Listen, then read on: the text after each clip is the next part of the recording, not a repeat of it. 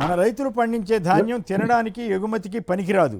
మద్యం తయారీకి తప్ప వరి ఎందుకు ఉపయోగపడదు. అసెంబ్లీలో వ్యవసాయ రంగంపై చర్చలో సీఎం చంద్రబాబు వ్యాఖ్య. ఇలాంటి ధాన్యాన్ని కొనడం పెద్ద సమస్యగా మారింది. 2 పంటలు వేసి కొనమంటే ఏం చేయాలో తెలియడం లేదు. అన్నపూర్ణ ఆంధ్రప్రదేశ్లో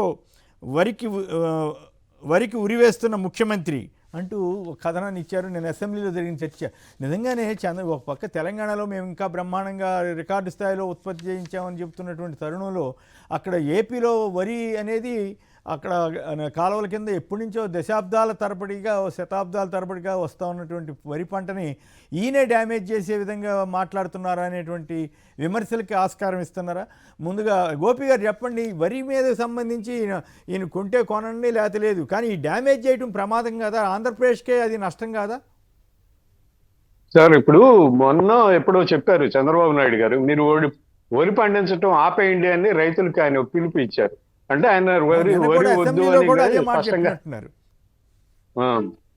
అట్లాగే చెప్తున్నాడు. కానీ ఆంధ్రప్రదేశ్ అనేది అన్నపూర్ణ వ్యవసాయం వరి మీద ఆధారపడి ఉంది.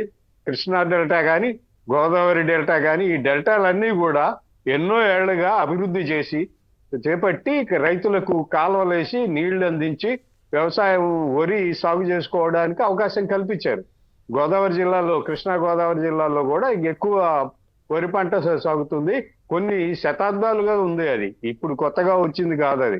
అయితే దాన్ని మాత్రం ఆయన వెనకబెట్టైపోతున్నారు. ఏదో గోధుమలు తినమంటున్నాడు. గోధుమలు తినండి, లేకపోతే అమెరికన్స్ లాగా పిజ్జాలు బర్గర్లు తినండి అని చెప్తున్నారు ఆయన. అంటే ఏ వ్యాపారస్తుల్ని ఆ పిజ్జా బర్గర్లు తయారు చేసే కంపెనీలు పిలవడానికి ఆయన ముందుగానే ఈ మాటలు మాట్లాడుతున్నారేమో అర్థం కావడం లేదు. అలాగే యూరియా వేయొద్దు అని కూడా చెప్పాడు.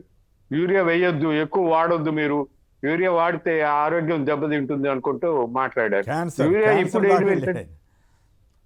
యూరియా ఇప్పుడు వేయడం ఏంటండి? రైతులు ఎప్పటి నుంచో వేస్తున్నారు. కొన్ని వ్యవసాయం మొదలైన తర్వాత నుంచి దాదాపుగా యూరియా ఉంది, యూరియా వేస్తారు. కలుపు తీసిన తర్వాత వెంటనే యూరియా వేసి పొలానికి నీళ్లు పెడితే అప్పుడు దిగుబడి నవంబర్ డిసెంబర్లో దిగుబడి అద్భుతంగా వస్తుంది.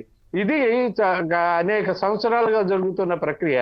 దాన్ని ఈరోజు వ్యతిరేకిస్తూ, దానికి వ్యతిరేకంగా మాట్లాడుతూ, యూరియా సప్లై చేయలేక తెలుగుదేశం పార్టీ శాసనసభ్యులే అసెంబ్లీలో మొన్న మాట్లాడారు, యూరియా దొరకట్లేదు మా ఏరియాలో అని. మరి ముఖ్యమంత్రి గారు కానీ మంత్రి గారు కానీ ఏం చెప్తారంటే యూరియా కొరత లేదు, అదనంగా కేంద్ర ప్రభుత్వం నుంచి తీసుకొచ్చామని చెప్తారు. ఇంకో పక్కేమో యూరియా వాడొద్దు అని చెప్తారు. ఈ ద్వంద్వ వైఖరి ఏంటి అనేది అయితే అర్థం కావడం లేదు. ఖచ్చితంగా ఆంధ్రప్రదేశ్లో చంద్రబాబు నాయుడు హయాంలో వ్యవసాయం వెనకబడుతుంది, వెనక్కి వెళ్ళిపోతుంది. రైతులు ఇబ్బందులు ఉంటాయి, రైతులకి కష్టాలు ఉంటాయి. అవన్నీ కూడా ఇప్పుడు చూస్తున్నారు వాళ్ళు. వరి పండించొద్దు, యూరియా వేయొద్దు.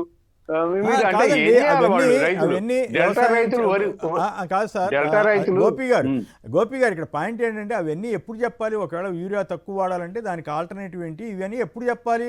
పంటలు వేయడానికి 1-2 నెలల ముందు నుంచే, 6 నెలల ముందు నుంచే ప్రచారం చేస్తూ కొన్ని మార్పులు చేర్పులు తీసుకురావడానికి ప్రయత్నం చేయాలి. అంతేగాని మన రైతులు పండించే ధాన్యం తినడానికి ఎగుమతికి పనికిరాదని కొన్ని లక్షల టన్నులు ఎగుమతి అవుతూ ఉంటే ఒక రాష్ట్ర ముఖ్యమంత్రి మా బియ్యం పనికిరావు, మా వరి పనికిరాదని చెబితే ఆంధ్రప్రదేశ్కి ఇది ఏమి ప్రయోజనం కలుగుతుంది? ఇది ఆంధ్రప్రదేశ్ డ్యామేజ్ చేసినట్లు కాదా? వ్యవసాయానికి వ్యతిరేకండి చంద్రబాబు నాయుడు. వ్యవసాయాన్ని ఆయన ఒప్పుకోడు. కంప్యూటర్లు తీసుకొచ్చి కూర్చోవాలి. రైతులు కూడా పొలంలోకి కంప్యూటర్లు పట్టుకెళ్ళి కూర్చొని కంప్యూటర్లతో సాగు చేయాలనే ఆలోచనలో ఉండే వ్యక్తి చంద్రబాబు నాయుడు. అంటే రైతులు ఏ పంటలు వేయాలి, ఒకవేళ పంట మార్పిడి జరగాలి అంటే క్షేత్రస్థాయిలో పంటలు వేయడానికి ముందే, సీజన్ బిగినింగ్ కు ముందే ఈ ప్రక్రియ అంతా జరగాలి. రైతు భరోసా కేంద్రాలు గతంలో ఉన్నాయి, జగన్మోహన్ రెడ్డి ముఖ్యమంత్రిగా ఉన్నప్పుడు.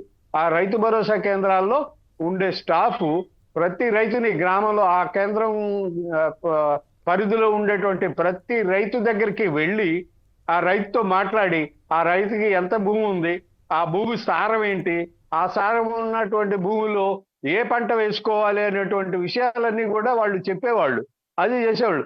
అట్లాంటి ప్రక్రియ ఇప్పుడు ఏమీ లేదు. పూర్తిగా రైతు భరోసా కేంద్రాలను మూత పెట్టించేసి ఇప్పుడు ఏం చెప్తున్నారంటే పంట కోతకు వచ్చే టైంలో ఈ పంట పనికిరాదు అని సాక్షాత్తు ముఖ్యమంత్రే చెప్తూ ఉన్నాడు. రేపు వ్యాపారులు ఎక్కడికి వస్తారు, ఎలా వస్తారు, కొంటారా? రేపు జనవరిలో దిగుబడి వచ్చేస్తుంది వరి. వచ్చిన తర్వాత ఎవడని ముఖ్యమంత్రే ఈ పంట పనికిరాదు అన్నాక ఎవడైనా వచ్చి కొంటాడా, కొనుగోలు చేయగలుగుతాడా? అప్పుడు రైతులంతా ఏమైపోవాలి? ఇప్పుడు టమాటా రైతులు, మిర్చి రైతులు, మామిడి రైతులు రోడ్ల మీద పోసినట్టు రేపు వరి పండించే ధాన్యం రైతులు ధాన్యాన్ని తీసుకొచ్చి రోడ్ల మీద పోసి నిరసన తెలపాలా? అది ఆలోచిస్తున్నారా? అది జరుగుతుంది. రైట్. అయితే ఇక్కడ పాయింట్ ఏంటంటే అసలు ఉద్యానవన పంటలు అన్నారు. ఉద్యాన పంటలు మామిడి రైతుకి గిట్టుబాటు ధరలు దొరికిందా? మరి బొప్పాయి రైతుకి దొరికిందా? ఏందో ఉద్యానవనాలు ప్రోత్సహించడం తప్పు కాదు, కానీ బట్ వరిని ఉద్దేశించి ఈ రకంగా డ్యామేజ్ చేసిన ముఖ్యమంత్రి మరి ఇంకెప్పుడు చూడలేదేమో ఇంతవరకు ఎప్పుడు.